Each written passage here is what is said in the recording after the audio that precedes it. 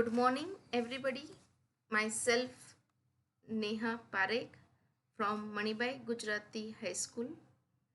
In the last video, we have studied about the centripetal force. Also, we have studied the Kepler's law. In this video, we will study about the universal law of gravitation. Using the Kepler's law, Newton's had given us a universal law of gravitation. What is universal law of gravitation? Every object in the universe attracts every other object with a definite force. This force is directly proportional to the product of masses of two objects and inversely proportional to the square of the distance between them. Now suppose you will look at the mouse, students. See, suppose M1 and M2 are both the objects, okay, with mass m1, and it contains mass m1 and it contains mass m2, and the distance between these two objects is d. It is represented by the d. Here we have given that it is represented by the d. See, this is m1, this is m2, and the distance between the two objects is d. Here we have written that the distance is d. What the Newton's law says that, students, that the force, there will be force between these two objects. How is the force is attracting? That F is directly proportional. This is the proportional sign. F is directly proportional to the product of their masses. M1 and M2 are the mass of these two objects and inversely proportional to the d square. Means what is given here? Ki when force increases, force will be increased when the mass will be increased, and force will be decreased when the distance between the two objects will be decreased. It is written as in the mathematical form F directly proportional to m1 into m2 upon d square. Now if we remove this proportional sign, students, we have studied in the earlier classes, हमने पहले पढ़ा है कि अगर proportional की sign निकालते हैं तो क्या लगाते हैं, एक इक्वल टू साइन और साथ में ग्रेविटेशन कांस्टेंट. सो मैंने यहाँ पे ग्रेविटेशन, या हमने मतलब न्यूटन्स ने यहाँ पे जो लिया है ग्रेविटेशन कांस्टेंट, कौन सा लिया है, G. G is called the universal gravitational constant and it is written as capital G. Therefore, F equal to G into M1 into M2 upon D square. Okay बच्चों, अब यहाँ पे देखिए कि तीन कंडीशन. जब अगर ऑब्जेक्ट के मास बढ़ते हैं तब क्या होता है, कम होगा तब क्या होगा, और डिस्टेंस ज़्यादा या कम होगा तब क्या होता है. अब सबसे पहले मैं यहाँ पे बात करूँगी डायरेक्ट प्रपोर्शन की, students. What we have studied कि डायरेक्ट प्रपोर्शन में क्या होता है. यहाँ पे दिया है F is directly proportional to M1 into M2. अब डायरेक्ट प्रपोर्शन में क्या होता है बच्चों, कि अगर आपका मास इंक्रीज होता है, जैसे जैसे मास इंक्रीज होगा तो फोर्स भी क्या होगा आपका, फोर्स ऑफ अट्रैक्शन, मतलब ये M1 और M2 के बीच का जो भी फोर्स ऑफ अट्रैक्शन है वो भी क्या हो जाएगा, इंक्रीज होगा. अगर मास आपका हाफ होता है, ठीक है, अगर आपका द डिस्टेंस यहाँ पे दिया है, देखो यहाँ पे अगर देखते हैं अपन कि अगर यहाँ पे मास क्या होता है आपका, हाफ होता है, तो फोर्स ऑफ अट्रैक्शन भी क्या होता है आपका, कम होता है. कैसे कम होगा, अब यहाँ पे ये क्या दिया है, डायरेक्ट प्रपोर्शन. डायरेक्ट प्रपोर्शन में क्या होता है, अगर कोई एक चीज बढ़ रही है तो दूसरी चीज भी क्या होती है, इंक्रीज होती है. अगर वन चीज डिक्रीज होती है दूसरी भी क्या होंगी, डिक्रीज होती है. तो यहाँ पे अगर हम देखते हैं तो अगर मास सपोज m1 या m2 कोई भी अगर डबल करते हैं, मास विल बी इंक्रीज, तो फोर्स ऑफ अट्रैक्शन भी क्या रहेगा, डिक्रीज. यानी जो दो ऑब्जेक्ट लेते हैं, suppose this one is one object and this is the two object, अगर इसका मास मैंने बड़ा कर दिया तो फोर्स ऑफ अट्रैक्शन भी क्या रहेगा, यहाँ पे ज़्यादा रहेगा. अब मैंने मास क्या कर दिया, हाफ कर दिया, एकदम छोटे छोटे से दो छोटे बॉल ले लिए और फोर्स ऑफ अट्रैक्शन करना है, तो क्या हो जाएगा, फोर्स ऑफ अट्रैक्शन यहाँ पे क्या हो जाएगा, हाफ हो जाएगा, एकदम कम हो जाएगा. यहाँ पे अपन देखते हैं if m1 is equal to twice m1 we get F is equal to G into twice m1 into m2 upon d square. It means that if mass is double, force of attraction is also double.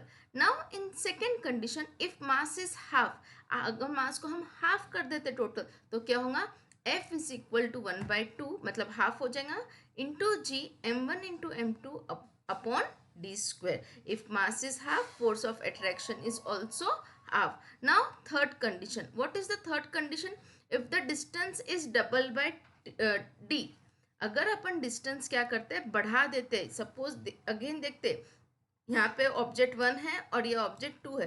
पहले यहाँ पे suppose 1 metre का था, अब मैंने suppose यहाँ पे कितने का कर दिया है, 2 मीटर का क्या कर दिया है, डिस्टेंस कर दिया. डिस्टेंस क्या कर दिया मैंने, डबल कर दिया. यहाँ पे क्या दिया हुआ है, डिस्टेंस जो है आपका वो कैसा है बच्चों, इन्वर्सली प्रोपोर्शनल है. ना what do you mean by inversely proportional, अगर कोई चीज बढ़ती है तो दूसरी चीज क्या हो जाएंगी, कम होंगी. अगर दूसरी चीज कम होती है तो दूसरी चीज मतलब दूसरा ऑब्जेक्ट क्या होगा, बढ़ेगा. ये दो कैसे है, इनवर्स प्रोपोर्शन है, वाइस वर्सा है, एक बढ़ेगा तो एक कम होगा, अगर दूसरा बढ़ रहा है तो एक चीज क्या हो जाएंगी, कम हो जाएंगी. तो यहाँ पे अपन देखते हैं डी स्क्वायर, जो डी है डिस्टेंस है भी दोनों के बीच का, वो कैसा हो जाएगा, कम हो जाएगा. यानी डबल मतलब अगर डिस्टेंस डबल करते, d is equal to 2d करते हैं तो उसका फोर्स ऑफ अट्रैक्शन क्या होगा, 1/4 से क्या हो जाएगा, लेस हो जाएगा. If the distance is double, d equal to 2d. अब अगर फॉर्मूला देखते, f is equal to G m1 into m2 upon, अब यहाँ पे d स्क्वायर था तो पहले अपन डिस्टेंस कैसे ले लिया है, ट्वाइस d. अगर देखते हैं d इक्वल टू कितना होता है, ट्वाइस. फॉर्मूला में पुट करेंगे तो 2 का स्क्वायर यहाँ पे क्या हो जाता है, 4, और डी का स्क्वायर क्या होता है, डी स्क्वायर. यानी 1/4 से जो फोर्स ऑफ अट्रैक्शन है वो क्या हो जाएगा, लेस हो जाएगा. If the distance is double, force will be 1/4 less. वहां से कैसे हो जाएगा बच्चों, लेस होगा. ठीक है, यहाँ पे लेस होना चाहिए, 1/4 से क्या हो जाता है, लेस होता है. सो यहाँ तक आपको कंसेप्ट क्लियर हुआ. Law of Newton's law of Newton's universal law of gravitation क्या है कि एवरी ऑब्जेक्ट यूनिवर्स क्या करता है, एक दूसरे को क्या कर, एक डेफिनेट फोर्स से क्या करता है, अट्रैक्ट करता है. कैसे होता है, they are directly proportional to their masses. वो जो उसके जो दो ऑब्जेक्ट ले रहे हैं वो दोनों के मास के ऊपर क्या होता है, डायरेक्ट प्रोपोर्शनल रहता है, और inversely proportional to the distance between them. यानी जो उनका डिस्टेंस है उसको क्या करता है, वो इनवर्स प्रोपोर्शन करता है. और यहाँ पे m1 और m2 क्या है, मास हो गया, d उसका डिस्टेंस हो गया, और g क्या हो गया आपका, यूनिवर्सल ग्रेविटेशनल कांस्टेंट. ठीक है, अब यहाँ पे सेम फिगर में देखते हैं फोर्स ऑफ अट्रैक्शन. ये क्या हो गए, ऑब्जेक्ट, आपके मास क्या है, हाफ है, तो फोर्स ऑफ अट्रैक्शन थोड़ा दूर है. अब यहाँ पे मास मैंने थोड़ा, यहाँ पे देखेंगे आप कि यहाँ पे क्या हो गया, थोड़े मैंने बॉल्स बड़े कर दिए, पहले हाफ थे अब डबल, तो फोर्स ऑफ अट्रैक्शन देखो यहाँ पे एकदम पास आ गए. अब मैंने डिस्टेंस है वो थोड़ा क्या कर दिया है, बढ़ा दिया है, डबल कर दिया. यहाँ पे जितना था 1 मीटर का सपोज मैंने कंसिडर किया था, अब मैंने यहाँ पे डिस्टेंस क्या किया है, नीचे की इसमें बढ़ा दिया हुआ है. तो यहाँ पे क्या हो रहा है कि आपका यहाँ पे डिस्टेंस मैंने डबल किया तो फोर्स ऑफ अट्रैक्शन क्या हो गया, 1/4 से कम हो गया है. नाउ फॉर्मूला आपके पास क्या है, F is equal to G M, यहाँ पे m1 m2 अपन लिख सकते हैं. तो मैं यहाँ पे m1 m2 करती हूँ, इसको मैं m1 m2 भी कर सकती हूँ, m1 m2. यहाँ पे r स्क्वायर भी लिख सकते हैं या फिर डी स्क्वायर भी लिख सकते हैं, दोनों फॉर्मूला आपको चल सकते हैं. यहाँ पे F is the force of gravity, G is the universal constant. इसका यूनिट होता है स्टूडेंट्स, फिक्स यूनिट है 6.67 इंटू 10⁻⁻11. अब इसका यूनिट क्या होता है मैं नीचे बताऊंगी आपको कैसे उसका यूनिट आया है. where m1 and m2 are the mass of one object and mass of the other object, and the d square और r square कुछ भी आप लिख सकते हैं, r square लिखो या d square लिखो बेटा, one in the same thing, distance between the two object. अब यहाँ पे आपको देखना है कि g की वैल्यू क्या है, g का यूनिट क्या है.